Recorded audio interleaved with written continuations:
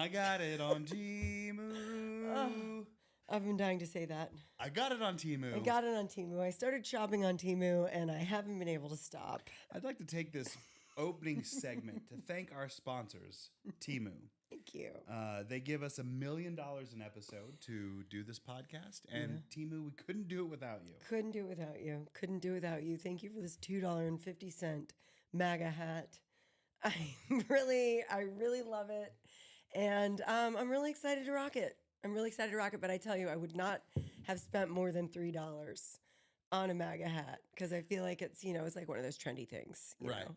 Can you just think about that? A MAGA hat made by Chinese, probably slave labor. Sure. To give it to you for $2. $2.50. Okay, $2.50. There was a tip. So no, I mean I got 2 for $5. So I got 2 for $5 because you have one, and you're not wearing yours tonight, Patrick. Why, dude? Because I've got my bird watcher's hat on tonight because I am ready to see the horizon. I want to see what's to come in this future. Okay. Speaking of birds, Liz, I almost called you this morning. Yeah. I walked out into the yard in our back office where I play frizz with our dog, and I saw 5 caracaras. That's amazing. 5. That's amazing. Amazing. Fucking great. It's Man. just 5 raptors. Wow. Hanging out. Amazing. They're all over all the time. We are in South Texas. You see a caracara every day and you're like, I can't believe it. We are like in Caracara Superhighway here in New Braunfels, Texas. No doubt. But 5 of them like hanging out? Like what were they talking about? I don't know. Birds, though, Talking birds. Welcome to Talking Birds. Yeah, welcome to the Grow House Podcast. Thank you for joining us. It's the week after the election, and we're feeling like we're coming out of the election fatigue slumber. Feeling excited about what's to come, I think. Hence the hat I got on Temu. And I'm feeling cool about it. What's your experience been since we've had a week of knowing that I think everyone's just breathing Trump easier, even if you're like fucking totally dejected and heartbroken that your candidate didn't win, I think it's over. Yeah. Like we're able to now, we're able now to just press on. Oh yeah. So I think there's been a lot of relief in that. Absolutely. I feel that too. There has been a fair amount, of gloating, I think, from the other side, from the red side. Maybe on Twitter a little bit, on my Twitter account where I am a nasty woman. But how nasty are you on Twitter? I'm pretty nasty on Twitter. Yeah. I don't know why I feel like I saw you trolling some nobody's fools on listening. TikTok too. Yes.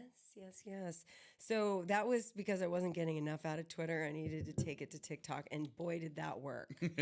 That really, really worked. The lesbians, the lesbians for Kamala are so fucking pissed that I would dare take a Chapel Roan song and just throw it in their faces. Yeah. And the predominant comment was, aside from my lips being really dry, which I'll cop to, I need lip gloss recommendations, was that, this song is about lesbian sex, don't you? And it's like, no, baby, not anymore. It's about you. Oh, sorry. Anyway, TikTok, Twitter.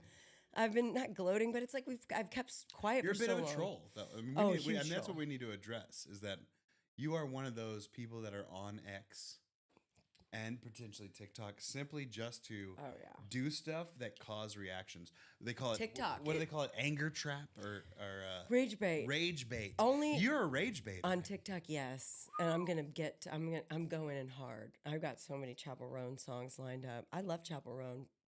I don't care. She loves it because I'm a fan.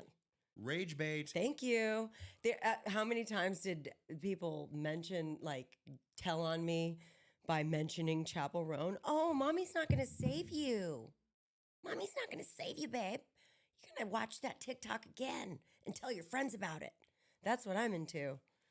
What's wrong with that? A little rage bait. you know. I felt quiet. I had to keep, you're quiet for so long and you hear so much hate build up around you. And then finally it's like, no more of that bullshit. Right. That's how I'm feeling right now. It's a rinse it out of your hair and let it be gone forever. Thank you. What have you But in the meantime, take a little drink of my afterwash.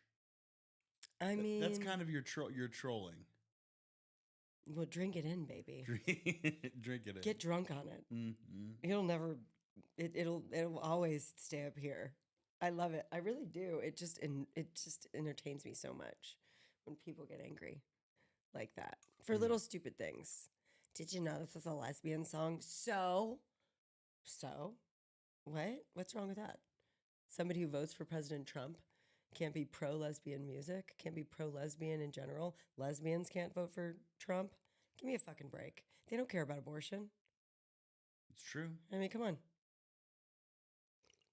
You make a good point. Thank you. Yeah, do lesbians care about abortion?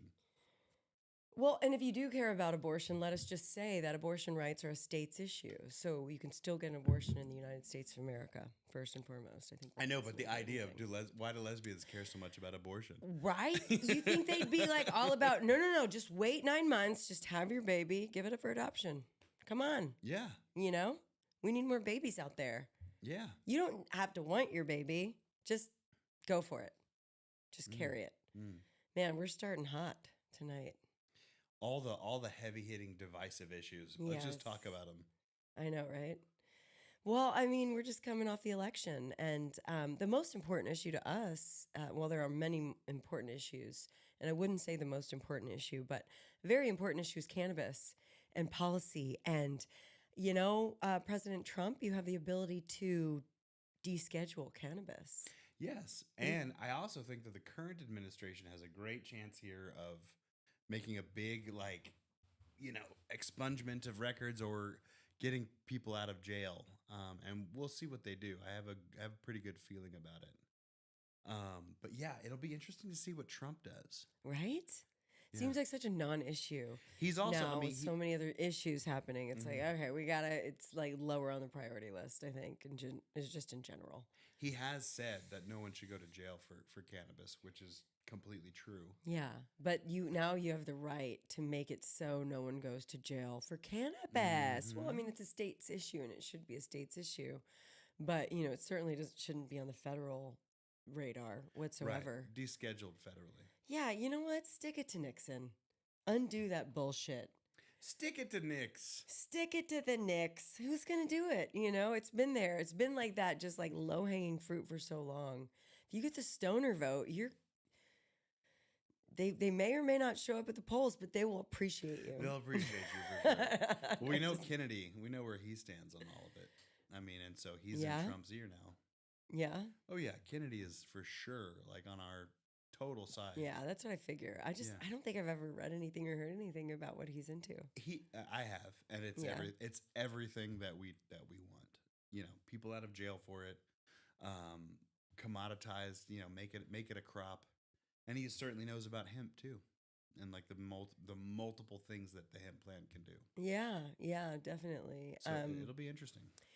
Joe Rogan schooled J.D. Vance recently on their podcast. Joe Rogan just read him what hemp can do, why it was demonized, how the government lied about it. Back in the friggin' starting in the 30s. Yeah, and that the cotton lobby eventually won out, and now we just have this one thing. Yeah, but Joe Rogan got to break it down for J.D. Vance. God. It was fucking awesome. That's amazing. That's so amazing. I love that so much. Joe Rogan can do so much good for cannabis just because he is a very competent spokesperson. He loves it. He experiments with cannabis and other, alternative wellness products, if you will. Yeah. And he lives to tell the tale. Yeah. Right? You can still respect him in the morning.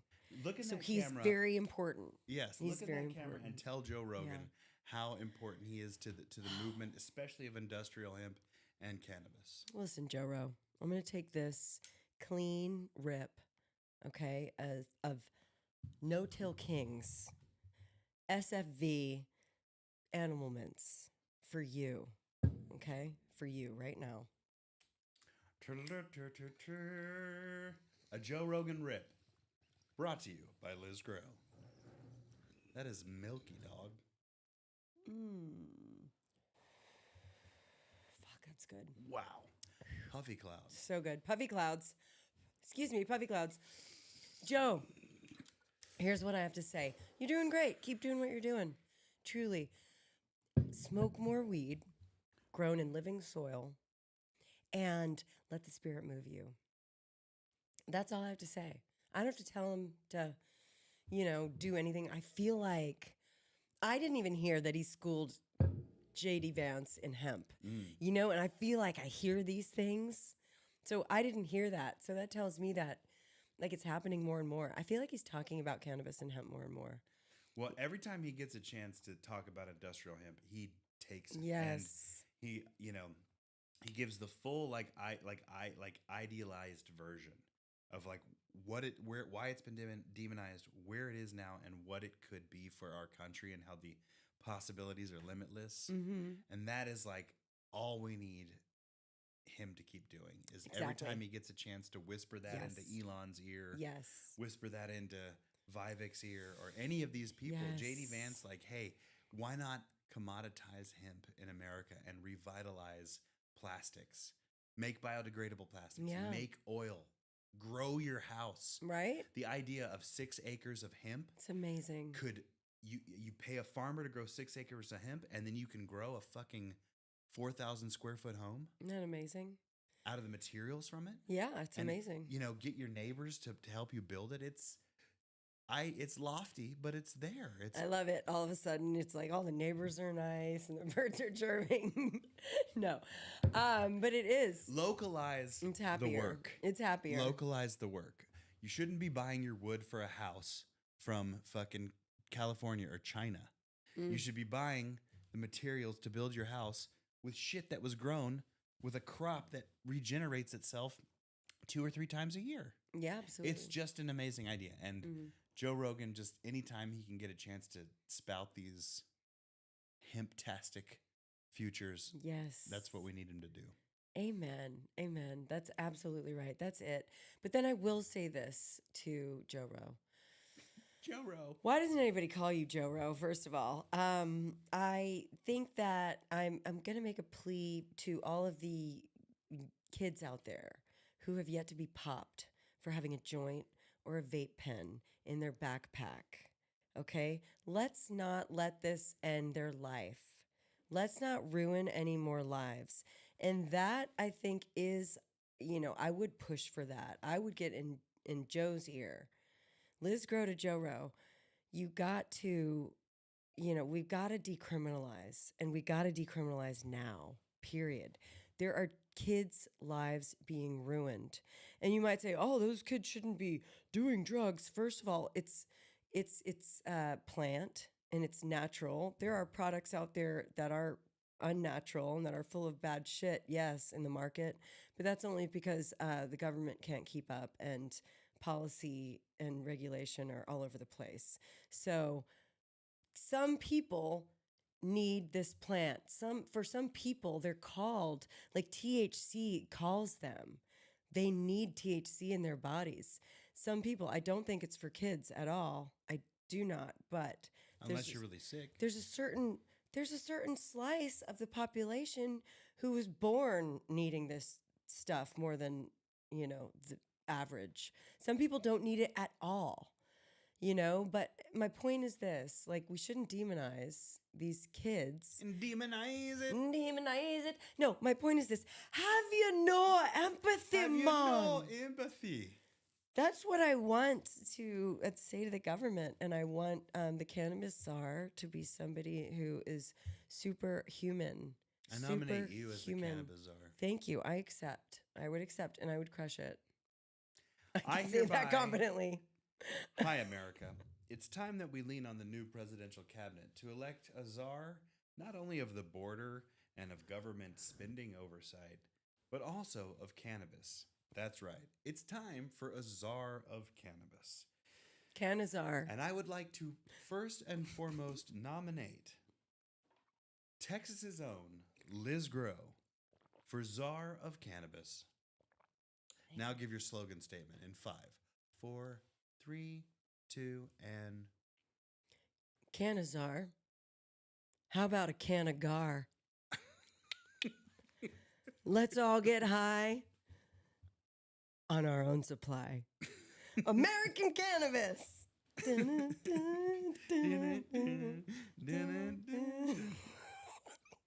Yeah. And then Post Malone comes out. Yes. Because then I would spend approximately $500 million on my campaign entertainment. I would take notes from the playbook of Kamala Harris, and I would, hire all the people that I want to see live in concert for my campaign. What the hell was that? I think that's what it was about, though. What? Right? I'm sorry, cannabis czar, Liz Grow, changing the subject. Yes. But this is important. We'll get back to that.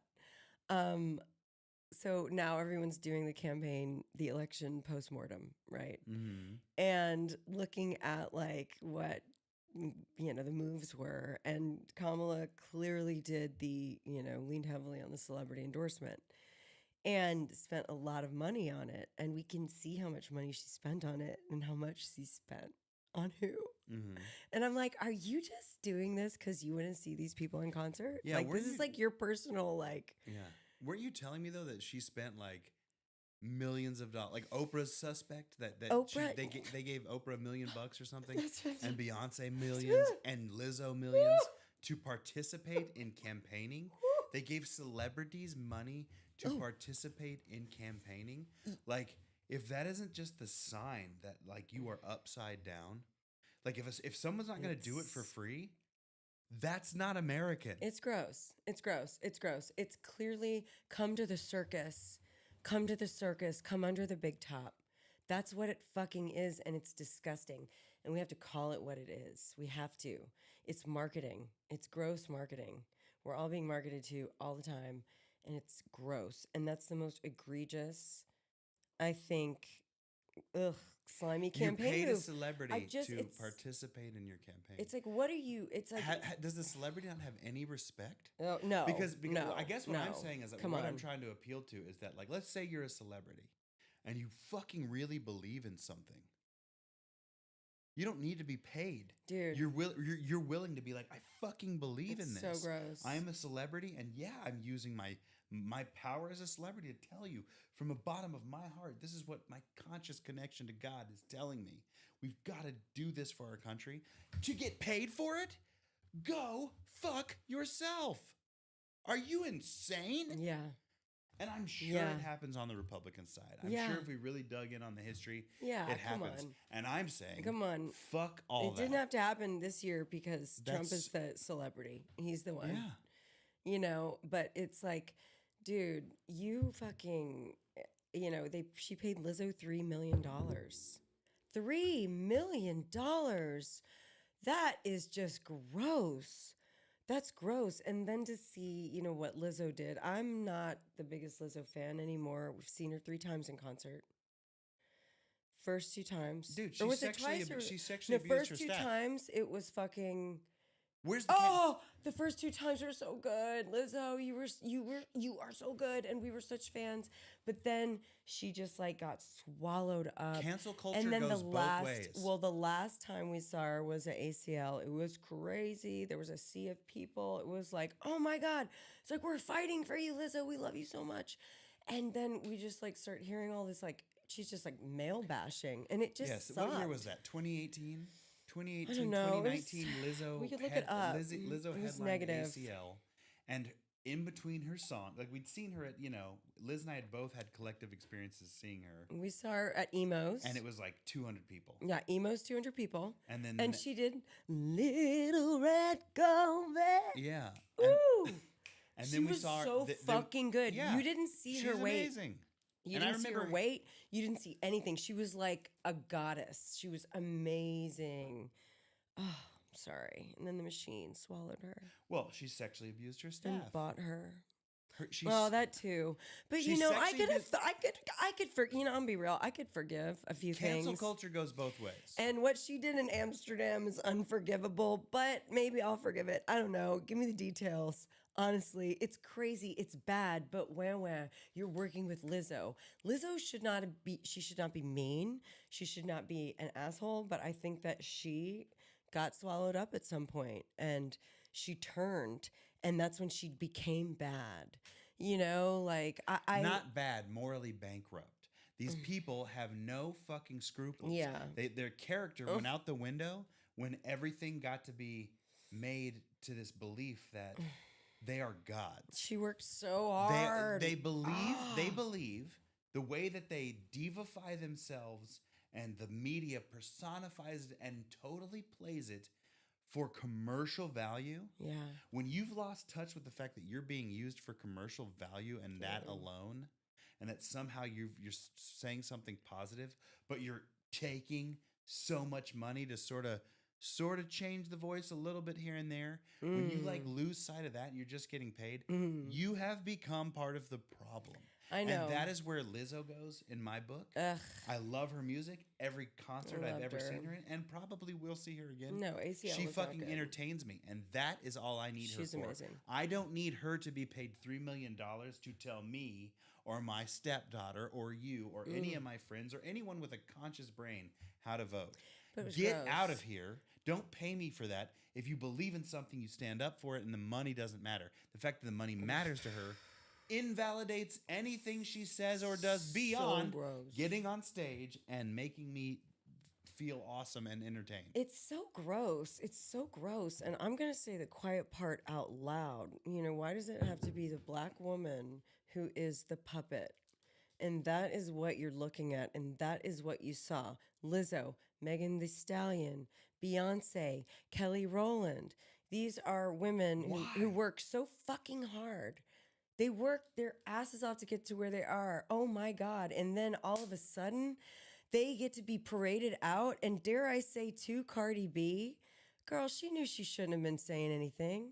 I think she spent 1.9 on Cardi B. I don't want to know that. You can see it all. You can see it all. And it's just... She gets a pass, it's though. It's gross, dude. She's so gross. I believe Cardi B is like... She doesn't know any better. No, but it's wrong, though. God, that's not... I mean... that is the Christian way to think about it. So she doesn't know any better. And if I think you're right. Here's my point. Here's my point. Cardi B, I think, truly has a belief. I think Cardi B is. Let me retarded. finish, please. I'm sorry. If you watch Cardi B, there's something natural about the way it all fucked up too. The teleprompter got fucked up. She had to like go off her phone. Her hand is shaking. Yeah. She's like telling the crowd like, I believe in this. I've waited my life for this. And she doesn't quite know how to connect because she's in this territory of getting paid. I believe that she gets a pass. I don't think she's truly inherently evil. If you watch Beyonce, on the other hand, it's completely robotic. It is as if there is, and this is going to sound fucking crazy, a proverbial financial gun to her back. Oh, yeah. And so it's like, if you don't take the money, Beyonce, and you don't stand up, none of it is real. If you watch Cardi B's speech or whatever, or there's something about the way Beyonce, that's really what I'm getting at. It's fucking robotic. It's scary. It doesn't seem that it comes from a deliberate place. No. And that is where this is all getting very scary and weird to me. The celebrityism of our own president, perhaps, is the scary thing to me. But I truly believe that he is trying to do something which is simply eliminate government bloating. For years, we've all been talking about how much the government spends and how unhealthy we are, how we're poisoning ourselves with all these chemicals.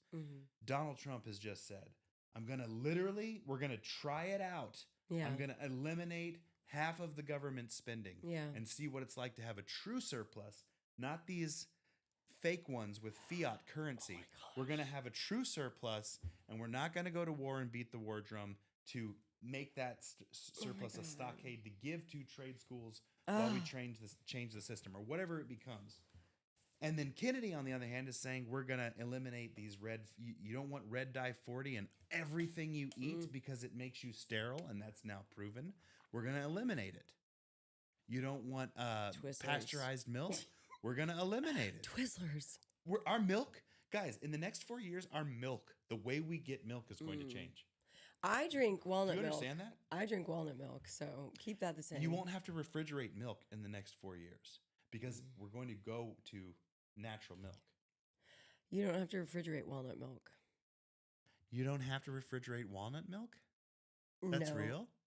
I refrigerate what I get. But we get walnut milk out of the refrigerator at H-E-B. Yeah, but you can get it in the dry foods too. You don't have to refrigerate walnut milk? Or any nut milk. That sounds like a warm-up. Any nut milk. You don't have to refrigerate walnut milk. You don't. You really don't. You really don't. You really don't. No, but I hear you. And I'm so excited about that too. I'm all about wanting to just, make everybody, have everybody be more successful by having more money. I want to help What does that. It mean? What does it mean? I don't know, that movement along. Like, let's stop the crazy government spending. I think we can all fucking agree on that. If we can't agree on abortion, if we can't agree on any of the other crazy fucking issues, the border, which is crazy because I know we all agree on the border too. But anyway, we can agree on a lot. We can agree on a lot. Yeah. So. Do we need help? I can jump in. Oh, damn. Oh, it probably has a sleep, huh? Sleep mode. Dang, I'm sorry. I'm so boring. I'm so boring. So, honey, I really love that hat on you. I love this hat. It's my bird watching. Can I pitch you an idea? Yes. A hat company, our Grow House Media hat company. Yeah, I want to make the hats out of hemp. Yeah, 100%. Okay. That's pretty much it. I want a hat company. Let's do it. And I want to make all kinds of hats. We talked to Maurice. Remember Maurice from? Yes. Is his name Maurice? Maurice? No, I think it's Lawrence. Morris. Lawrence. It's Morris. Lawrence. Lawrence? Morris is hemp guy too. Yes, that's Morris the one we talked to. Guy too. We talked to Morris about fabric. Oh, but we also talked to Lawrence about fabric too. Right. From Hemp Traders. Lawrence.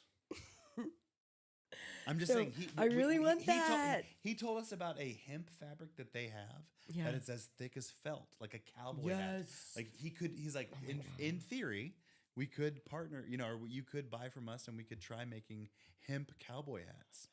Or a hat like this made out of hemp. I am T-bowing right now. That'd be fucking cool. I am praying to the Lord that we can make this happen in 2025. I need this hat company to happen in 2025, okay? I bought it on TV. Joe, I need you to hold me accountable, okay? Because I want to make a little, hat for you, like one of those little, cappies. You know what I mean? Yes. Those little, The Irish caps. Yeah, little Irish cap. That's hemp Irish cap for Joe. Yeah, I love it. Do you think it's a big head? I think they might be called pub caps, too. Okay. A pub cap, like just casual hat you put on. And you can have a little secret pocket for your weed, for your joint, obviously. Love it. What size head do you think he has? 7 3/8. Is that big or small? Pretty big. Okay. 7 1/4. Oh, that's true. 7 I've got 1/4. 5 7 3/4 or something. Yeah. And that's an 18 and a half, 19-inch diameter. Yeah. Dome. Okay. Okay, well, cool. Tell me this. I'm excited. You were going to tell me about some government spending budget stuff that you looked at. So when people hear about Vivek and Elon becoming the head of the Department of Government Efficiency? Department of Government Efficiency. So meaning they're going to audit the government and be like, we're spending too much money, and they're literally going to stop spending it. Or cut it, or recommend cuts. Dude. Okay, so you said you got some report on what the government actually spends annually, and it would blow your mind on the shit we spend money on. God dang it. Listen, it was on Candace Owens, okay? Oh, okay. And I can't go back in time. I can only say that over $2 million was spent on injecting beagle puppies with cocaine. Beagle puppies so that they could smell it? I don't know. Well, beagles are definitely good drug dogs. Well, I don't know. I didn't finish the episode. I got she didn't even dive in because she's like, that's not even the worst of it. And then I had to jump on a call. Okay, so that's been on my mind, and I'm so excited that. Where do they get the cocaine? That's the question she asked. She's like, where does the government, and how much of that was in cocaine, and how much of that was in beagles, and what did we do? And let's go down the rabbit hole. But wait, there's more. Okay, hold my beer. Okay, there's more. You know how much we spent on? Sorry. No, go ahead. You ask your question. It's all right. How much did we spend on what? Tourism in Egypt. Americans going there, and the government paying for it. The government paying to market tourism to boost the tourist economy in Egypt. Yeah. American dollars going to boost. Millions? Is it millions? Is it millions? How about $1 billion? Fucking A. Or maybe 100 million. But it's definitely it's so big. But it's 100 million. It's no, it's 100 million. If you were like 2 million, I'd be like, okay. No, it's 100 million. It's 100 million. Shit. And she's like, it sounds like money laundering to me. I love it. I love it. She just like fucking connects the dot. And the I bottom appreciate line that. is it's about to get a scalpel taken to it. Oh, I'm so excited. And I think it's awesome. I love that. I think all Americans want that. Yeah. In my youth, I once pitched, when I remember there was a time in my life, believe it or not, that I was really wanting to go into politics. I quickly realized that was a dumb idea, and typically it happened around the same time I smoked my first joint. But it's like, dude, you smoke weed and you're like, this is all bullshit. It's all bullshit. Just good luck out there. It's all chaos. I know. But one of the things that I was very curious about was government spending. And one of the things that I remember just having my soul crushed on was I came up with this policy in this government class where it was like, you have to make a policy and pitch it and propose it. And this is how things get done. This is like how you become a lobbyist or someone in government that pulls the strings. That's what the class was. And I remember I pitched this thing after I really studied it very hard. There's a thing that just in practice happens in our government, and it happens at the school levels. You can especially tell, but they give a department a budget. Mm-hmm. And if you don't spend all of it that year, then you don't get the same amount. No. So what happens is literally warehouses full of desks and chairs and old computers and shit that they bought simply to keep their budget the way it was the next year. And I said, dude, a bill to end that, honest accounting, meaning you're not going to get we're going to allot the same amount. Don't spend it. Give back. The government giving back to itself versus the people having to constantly give to the government. And my teacher gave me a fucking F. And I remember telling him, like, I'm not walking out of here until you give me an A. Ew. And I got the A. I got the A. But I argued every inch of what I said. I bled with my heart. I even cried. And this is a senior in college. And I really cared about this. I worked really hard on it. And to give me an F is just the ultimate insult. And I remember fighting with him. And I debated him until he changed his fucking mind. And I said, that's more important than my A. But anyway, government spending is fucking awful. Sorry. Went on a tangent there. No. Good. I love it. I'm giving you a wide berth. But doesn't that tell you some shit about college? What a joke that is. Yeah, of course. Well, no, it's not a joke. It's college is great. College is fucking great. Okay, college is great because, between the ages of 18, 22, 23, your mind is so malleable. And if you can have a safe space to just learn and be, the idiot that's crying about government spending, or the idiot that's crying about this, or the idiot that's crying about that, because we're all fucking crying in college. Okay, pick your government spending, and you've been crying, you cried, and it's there, and that's a beautiful thing. I think that's an American thing. I think we're able to have that space. We're Americans. We can, do protests and say fuck you to the government, and they're not going to do anything to us. Throw us in the gulag. Even though I want to go on the gay gulag. That's been hilarious. Oh my God, I want to go on the gay gulag. Okay, so let me just frame it. The gay conservatives on X are like, white people. They're trolling the world and just saying like, hey, day 7 of being in the gay gulag that Trump threw me in. And then they're like throwing up like that it's the greatest party ever. It's so funny. It's so funny. Like, I wish I could even begin to like bring their one-liners up about the gay gulag. I mean, they're just hilarious. Brevity is the soul of wit, you know, and gay conservatives are just like, boom, here it is. You know, they're almost like they are the most don't give a fuck.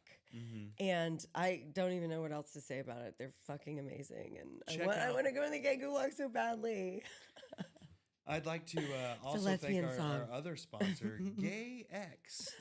Go on, Gay Conservative X. They are trolling the world hardcore. They're amazing. Robbie Smith. Oh my God, I'm going to get it wrong. But he was the one like almost a day after or 2 days after the election. He was like, no to unity. Okay, no, you called me this, you called me that, you called me, you know, and it was just very powerful, you know, and it really felt to me like people who've been bullied for a minute are like, fuck this shit. And that's kind of how I felt a little bit. Not that I'd been bullied, not ever worried about that, you know, and I never really wore my politics on my sleeve. But, you know, when you come for the kids is when I'm like, oof, I can't keep quiet anymore. Mm-hmm. Like, I'm a mom at my core, and I love the kids, and I believe the children are the future, okay? Yeah. And that's the way that my heart leads, and it's like, no, I cannot keep quiet about this. And it just kept slipping and slipping and slipping. You know, when adults make decisions, I fucking love that, you know? Go with it, rock it, live your life.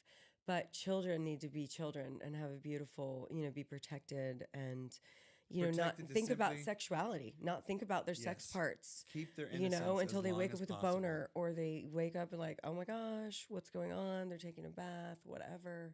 You know, freedom of sexuality is important. It's not a hyper focus on sexuality.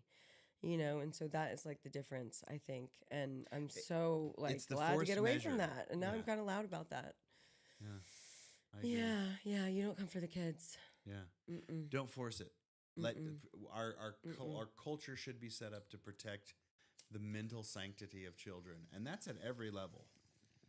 You know, the media itself plays an awful role in Amen. You know in getting kids drug in early to the you know the deviant sexual nature of humanity. Fuck. And it's like, dude, our culture should at the very least try to preserve itself. Yes. And this isn't a fascist statement, but we should have some preservation. And when it spills into the fact that we're sitting there arguing about sex changes for 6-year-olds, we're fucking out of our minds. No. Don't get me started. But it is like, I think that just had can't do it. For a fact that had a big, you know, blow up in the liberals' face. One thing I will say, just to conclude on it, and that we talked about this earlier, but Liz and I have had an incredible friendship through our lives, and then of course we got married 6 years ago, almost 7. Oh my God! No, I think 5. Is it 7? But been together. Yeah, I count the first year. No, wait, we're about to have an anniversary. Right. Oh my God, we're still married. But what was I knew we'd still be together. I know we'd do it. But we were friends, you know, all through our lives. We've known each other since we were teenagers. And one thing, when Liz and I, at different intervals, were able to come together in the same space for a Christmas party or reconnect as friends because you happen to be visiting the same town. Yeah. You mentioned to me, like, you said it first. You're like, dude, I took my daughter to a Ron Paul rally. And dude, my heart leapt out of my body because I was like, what? Like, you know, I was living in New York City. Yeah. I was this young libertarian who believed in everything Ron Paul was saying. So much so that I was part of the like 100-person march to audit the Fed in New York City. Oh my God. I mean, we got, you know, the leader of that group. Oh my God. Like, I mean, I'm talking so like cool. I am a niche libertarian. It's the original Free Britney movement. Yes. Okay, it's audit the Fed. Yeah. Okay, I heard there's a lot of similarities there. That's all I'm going to say. I agree. Amazing. What was she in? What kind of conservatorship? Conservatorship. But it's the kids of the audit the Fedders. It's the kids of the audit the Fedders. We are the conservatives. Gen Z fucking saved this world. But the Americans are the conservators. Or Gen X. What am I talking about? Oh my God. Thank you, No Tokings. Sorry. It's okay. We're not having two different conversations, I think. I was saying that if you think about the conservatorship that Britney was under, the American people are Britney Spears, and the Federal Reserve, this unofficiated agency that is not the government, controls our currency. Start there. I know. And we have been saying this kind of shit since 2004 because you told me, you know, like this is probably 2011, 12 we caught up and you're like, I really like Ron Paul. And I was like, I'm a niche Ron Pauler in New York City. Yeah, maybe even earlier than that. Too. But yeah, it was definitely was. Revolution was 2008.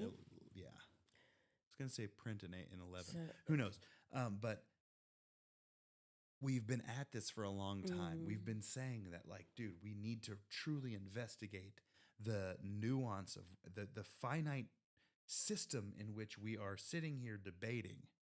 And it was us and those early days that have clearly kept that fire burning, that it took over the Republican Party. The Republican Party back when that was happening were the Warhawks. I was an anti-Republican Party Republican. I was a Republican saying, fuck these guys. I know. Fuck them. It was hard. And now, because of that spirit of like, we don't want to be Warhawks. What we want to be is like, let the people just decide how to be. Right. And keep the government's overreach, certainly in our tax dollars, off of our hands. Yes. And certainly, let's go audit this bank that controls our money. Yeah. Let's start there. I kind of want to know what's going on. That is going to happen in our lifetime now. I'm so excited. Okay, so here's a number I was going to drop on you. The number. Doo-doo drop. The number. Government doo-doo drop. Doo-doo. Government. Doo-doo drop. Doo-doo drop. Okay. Government.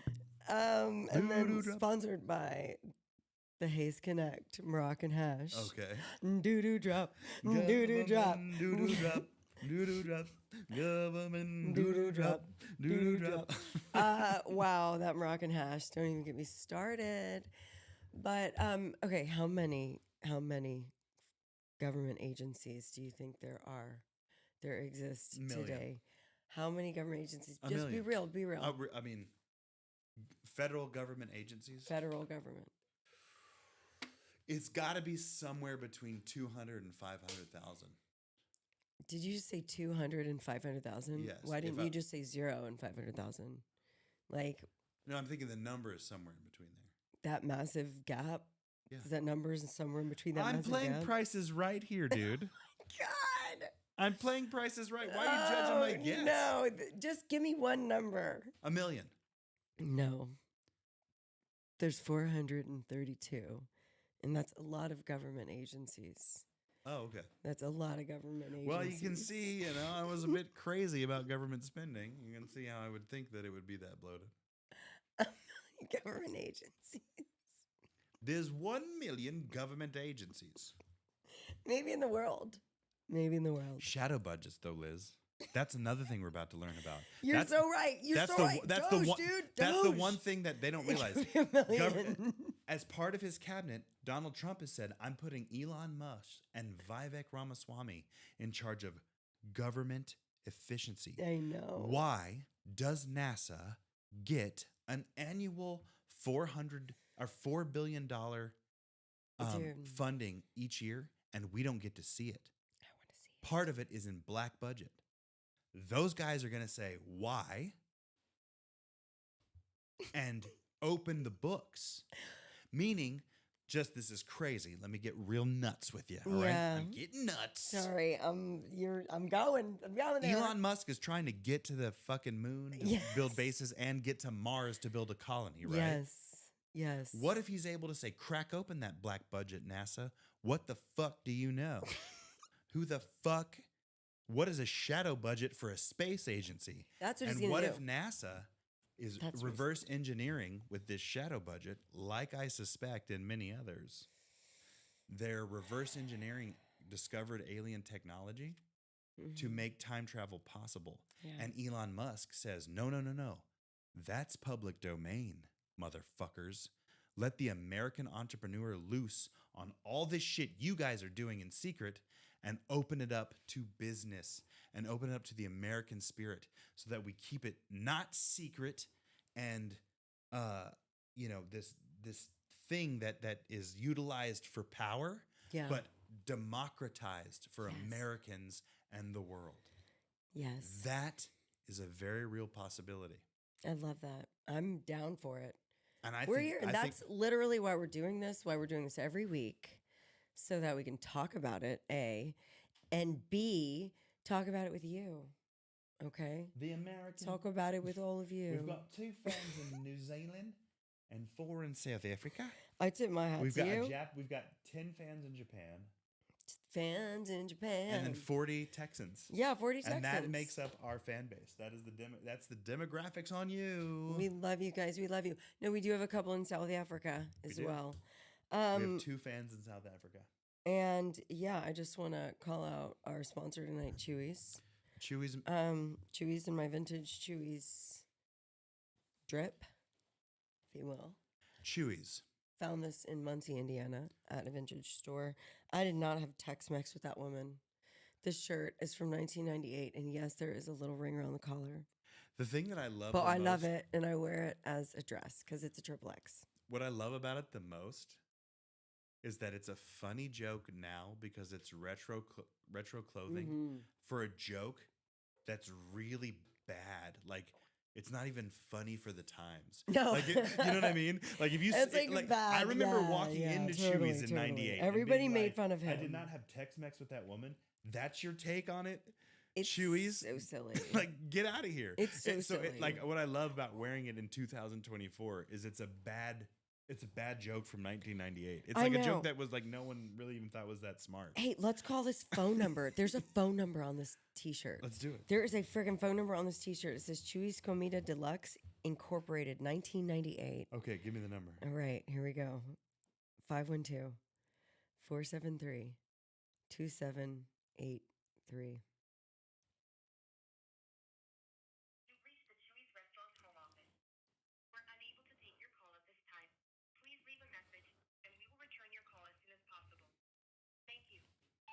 Hi, this is Patrick Pope calling from the Grow House podcast. We're currently recording, and my wife's fashion for tonight is a vintage Chewy's 1998 shirt with Bill Clinton's face on it and a cartoon bubble that says, "I did not have Tex-Mex with that woman." I want to know, do you guys have like any sort of vintage clothing library?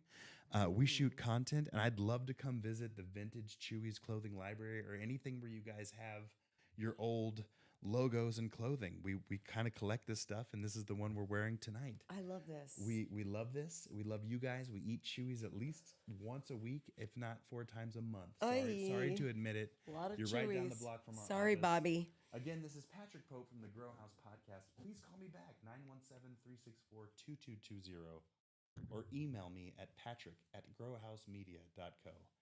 Let's talk Chewy's fashion. Wow, that I cannot believe. That has been 26 years. 27? 26? 26. 26, 27. Holy freaking cow. And there is there's a signature also. This is amazing. Well, I think it's been a delightful night. I think last thoughts, parting thoughts. Government doo-doo about to be flushed. Government doo-doo about to be flushed. I'm so excited. I want to hear your closing thoughts about who are you most excited about on Trump's new G unit? Vivek. Oh, yeah, totally. I believe that. He's awesome. I believe he's like a future thinker beyond conservative, Republican, Democrat, liberal. I love Vivek. Awesome. Yeah. Awesome. Yeah, me too. Vivek, but how about, his very first pick was his chief of staff. And we will end giving a shout out to Miss Susie Wiles. You are the shit. She's amazing. And she liked my tweet. So I'm going to keep on tweeting. I'm going to keep on tweeting. I think I'm going to keep on tweeting. I think I'm going to do it. I think I'll probably try to just be, really nice. And then I'll just repost really good videos. But I just, don't come for the kids. Amen. Amen. All right. Cheers. Good night, goodbye, and good luck out there, y'all. It's scary. Yeah. See you next week. Subscribe and see what happens.